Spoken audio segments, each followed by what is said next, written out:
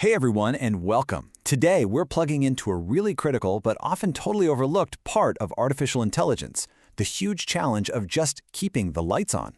You might think AI is all about fancy code and massive data sets, but as you're about to find out, the real bottleneck? Well, it might just be the power cord. All right, before we really dive in, just a quick heads up. This is Module 2 of a 15-part tutorial, and it's an overview based on a pretty comprehensive report from Virtualization Options LLC. Now, this is all for general guidance, so it isn't financial or legal advice. You know the drill. It's always a good idea to chat with your own financial, technical, and legal pros before taking action.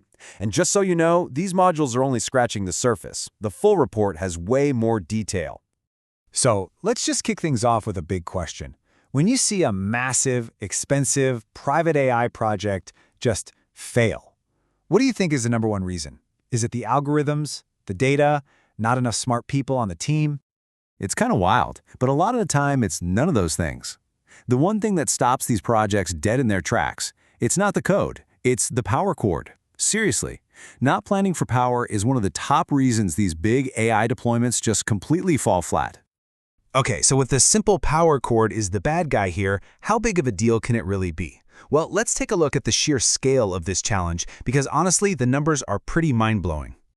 I mean, just look at this comparison. On one side, you've got your traditional server rack, maybe pulling 5–10 kilowatts.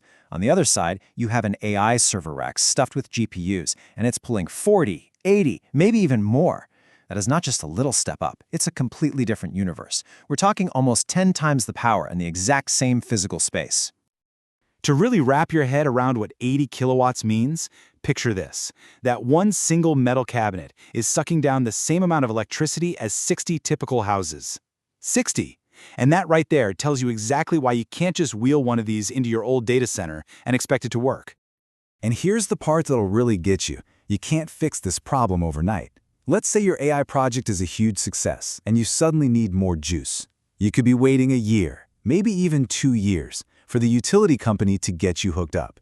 That's why power planning isn't just another item on a checklist. It has to be priority number one, right from day one.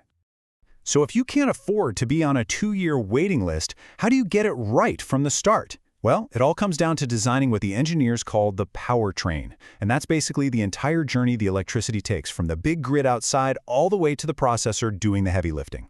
This power train has 5 absolutely critical links in its chain. First, you've got the utility connection itself. You need a big one. Next, that power flows into a substation to get transformed into a voltage your equipment can actually use.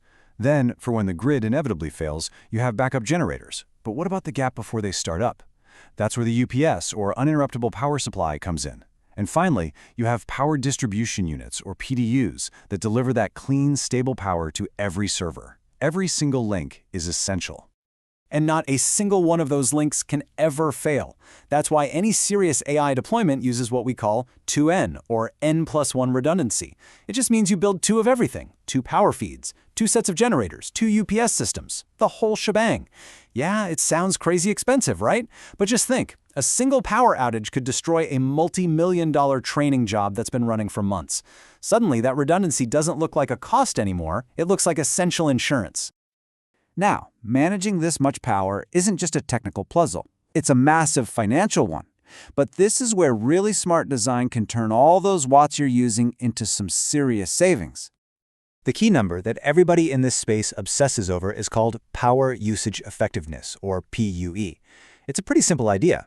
You measure how much of the total power coming into your facility actually reaches the computers versus how much is lost to things like cooling and lighting. The goal is to get this number as close to a perfect 1.0 as you possibly can. So a typical data center might have a PUE of around 1.3. That means for every watt that goes to IT gear, another 30% is just overhead. But a facility designed from the ground up for AI, often with some crazy advanced cooling, can get that PUE below 1.1. And that might not sound like a huge difference, but trust me, it is. And why does that little decimal point matter so much? Because it translates into enormous savings. For a medium-sized 5-megawatt facility, improving your PUE by just 0.1 saves you about $400,000 every single year. This is where great engineering has a direct impact on the bottom line. Okay, so you've built an efficient, redundant system. You're done, right? You can kick back? Not quite, because the hardware of tomorrow is absolutely guaranteed to be even more power-hungry than what we have today. You have to future-proof your infrastructure. Building for the future really comes down to three key things. First, design with about 20 to 30% more power capacity than you need today. That's your growth margin.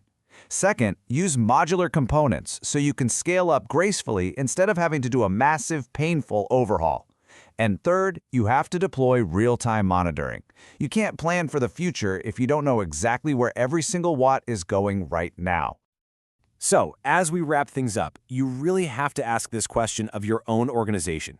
Is your power infrastructure a strategic asset, a foundation that's going to enable your AI ambitions? Or is it an unseen liability, a ticking clock that could one day limit your growth?